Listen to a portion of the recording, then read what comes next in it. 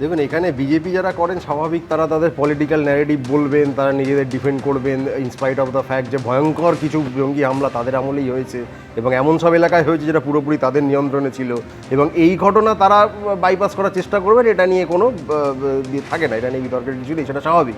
সায়ন্তনদা তার দলকে ডিফেন্ড করার চেষ্টা করবেন, আমি আমার দলকে চেষ্টা করব, কিন্তু মজাটা হচ্ছে প্রাক্তন অমুক প্রাক্তন তমুকদের নিয়ে যারা ভেতরে বিজেপি কিন্তু বাইরে যেটা স্বীকার করতে লজ্জা পায়, এটা তারা ভুলে যায় যে এক্ষুনি প্রিভেন্টিভ মেজার ইত্যাদি আমরা ভালো ভালো জিনিস শুনছিলাম, এটা হওয়াই উচিত প্রিভেন্টিভ।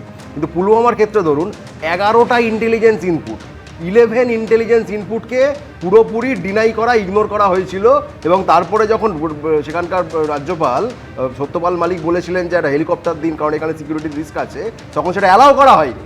এখানে সেনা জওয়ানদের প্রাণ গেছে, কিন্তু সেটা নিয়ে প্রাক্তন অমুক প্রাক্তন তমুকদের কোনো চিন্তা নেই। তারা তখন আর প্রিভেন্টিভ মেজার কেন হলো না, কেন নরেন্দ্র মোদী ডিনাই করলেন, রাজনাথ সিং ডিনাই করলেন হেলিকপ্টারটা, সেসব নিয়ে তাদের কথা নেই। আচ্ছা, পেহেলগাম অ্যাটাক, যেখানে 24 ঘন্টা সেনাবাহিনী নিরাপত্তায় মোড়া থাকা এলাকা থাকার কথা, ঠিক ওই অ্যাটাকের দিন কোনো অদ্ভুত কারণে সেখানে কোনো সিকিউরিটি ছিল না, সেখানকার যারা টুরিস্ট কেন তারা সেখানে ছিলেন না, কেন যারা অ্যাটাক করলে করে আবার সেখান থেকে চলেও গেলেন, বলা হয় বর্ডার অনির্বাণ অতীতের উদাহরণ কোথায় কি অ্যালাউ করা হয়নি সেই দৃষ্টান্ত তুলে ধরছিল। কিন্তু আমি এইখানে দর্শকদের সামনে রাখবো আরেকটা ঘটনা, যেখানে অ্যালাউটা করা হয়েছিল দুর্নীতি করতে, এবং অ্যালাউ করা হয়েছিল বলে বীরভূমের বেতাজ বাদশাহে হয়ে উঠেছিল। বলছি টুলু মণ্ডলের প্রসঙ্গ। এই টুলু মণ্ডল ওরফে মোহাম্মদ নাজিবউদ্দিন, তার প্রাসাদে প্রচুর পরিমাণে সোনা, রূপো, নগদের হদিশ পাওয়া গিয়েছে, বেশ কিছু নথিও উদ্ধার হয়েছে। বোলপুর থেকে এই টুলু মণ্ডলের ঘনিষ্ঠকে পাকড়াও করা হয়েছে এবং তাকে জিজ্ঞাসাবাদও চলছে। শেকেরডা গ্রাম, সেখানে টুলু মণ্ডলের আরও এক ম্যানেজারের বাড়িতে এদিন তল্লাশি চালিয়েছে পুলিশ। কোথায় কোথায় পুলিশের রেডে কি কি মিলল দেখুন।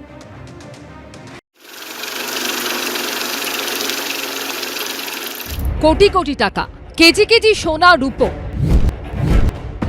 আলিশান অট্টালিকা, কিন্তু বীরভূমের পাথর সোমনাথ মোহাম্মদ নাজিবউদ্দিন মণ্ডল ওরফে টুলু মণ্ডল কোথায়? এখনো তার খোঁজ পায়নি পুলিশ। আত্মীয় মিনার মণ্ডলের বাড়ি থেকে সোনা ও নগদ উদ্ধার কাণ্ড নিয়ে তোলপাড়ের মধ্যে টুলুর শিউরির প্রাসাদ থেকেও মিলেছে সোনা, রূপো সহ কয়েক লক্ষ টাকা। বৃহস্পতিবার বিকেল থেকে গভীর রাত পর্যন্ত টুলু মণ্ডলের শিউরির সুভাষপল্লীর বাড়িতে চলে পুলিশি তল্লাশি। পুলিশ সূত্রে খবর, সেখানে মিলেছে প্রায় 250 গ্রাম সোনা, 900 গ্রাম রূপো এবং নগদ প্রায় 10 লক্ষ টাকা।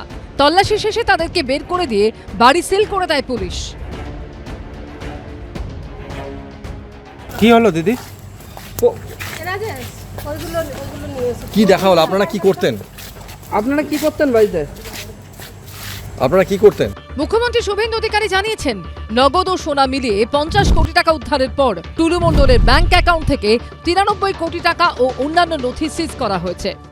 উনার যতগুলো অ্যাকাউন্ট এখনো অবধি পেয়েছি, বিভিন্ন অ্যাকাউন্টে 93 কোটি টাকা। সেই 93 কোটি টাকা আমরা টুলু মণ্ডলের অ্যাকাউন্টসগুলোকে আমরা ফ্রিজ করেছি। স্থানীয় সূত্রে খবর, মোহাম্মদ নাজিবউদ্দিন মণ্ডল ওরফে টুলু মণ্ডলের এক ছেলে এক মেয়ে। মেয়ের বিয়ে হয়ে গিয়েছে, ছেলে বাইরে পড়াশোনা করেন, বাড়িতে থাকতেন টুলু ও তার স্ত্রী। ভোটের ফল প্রকাশের পর থেকে দম্পতি বেপাত্তা। পুলিশ সূত্রে খবর, টুলু মণ্ডলের বিরুদ্ধে ইতিমধ্যেই জারি করা হয়েছে জামিন অযোগ্য গ্রেফতারি পরোয়ানা। আজকে যদি টুলু মণ্ডল বা তার লোকজন ধরা পড়ে থাকে, তো 3 মাস হয়ে গেছে নতুন সরকার, তার আগের 6 মাসও কার্যত পুলিশটা কিন্তু ভায়া নির্বাচন কমিশন বিজেপি কন্ট্রোল করেছে। তো তখন তো তৃণমূল নেতাদের বাড়ি বাড়ি বিভিন্ন এজেন্সি গেছে, তো হঠাৎ এই টুলু মণ্ডল এতদিন বাদে, এই গল্পটা একদিন বাদে আসছে কেন? তো সুতরাং এর উপর অ্যাকশন হতে এত দেরি বা কেন? এটা একটা নেক্সাস, এই নেক্সাসের একটা মাথা রয়েছে, মাথা অবধি পৌঁছতে হবে।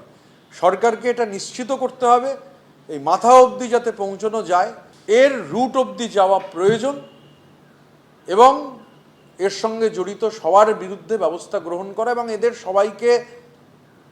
সবার থেকে তথ্য নিলে আলটিমেটলি যেখান থেকে গোটাটা অপারেট হতো সেই পর্যন্ত নিশ্চিতভাবে সরকার পৌঁছতে পারবে। বোলপুরের ভুবনডাঙ্গার বাড়িতে তল্লাশি চালিয়ে শেখ শরীফুল নামে টুলু মণ্ডলের এক কর্মচারীকে পাকড়াও করেছে পুলিশ। পুলিশ সূত্রে খবর, সেখান থেকে বেশ কিছু সন্দেহজনক নথি উদ্ধার হয়েছে। বৃহস্পতিবার রাত 1টা পর্যন্ত সিউড়িতে টুলু মণ্ডলের বাড়িতে তল্লাশি চালায় পুলিশ, এবং তারপর তারা বেরিয়ে আসে। তারা জানান যে সোনার গয়নার পাশাপাশি রূপোর গয়না এবং একাধিক কাগজপত্র তারা উদ্ধার করেছেন, এবং বাড়ি টোটালি সিল করে দেওয়া হচ্ছে। মোহাম্মদ বাজার থানার সেকেন্ডা গ্রামে টুলু মণ্ডলের এক ম্যানেজার খোদা বংশের বাড়িতেও এই দিন সকালে পুলিশি তল্লাশি চলে। মোহাম্মদ নিজামুদ্দিন মণ্ডল ওরফে টুলু মণ্ডল, তার খোঁজ যেমন চলছে, তার পাশাপাশি তার একেবারে রাইট হ্যান্ড লেফট হ্যান্ড কারা রয়েছে সেই বিষয়টা খতিয়ে দেখার কাজ কিন্তু তদন্তকারীরা করছেন।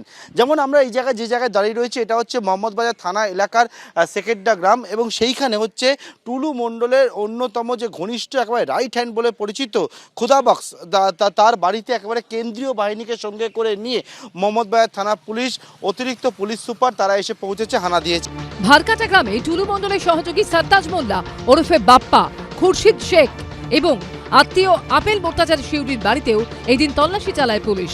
এছাড়া টুলু মণ্ডলের ঘনিষ্ঠ বলে পরিচিত মোহাম্মদ বাজার পঞ্চায়েত সমিতির সভাপতি শম্পা মাহারার বাবার বাড়ি ও শ্বশুর বাড়িতেও চলে পুলিশি তল্লাশি। পাশাপাশি তল্লাশি চালানো হয় টুলুর দাদা মোহাম্মদ মসিরুদ্দিনের বাড়িতেও।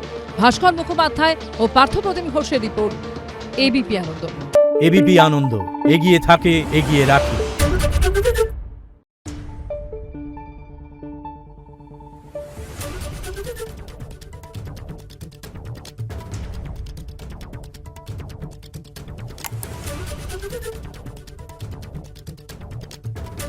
Thank you.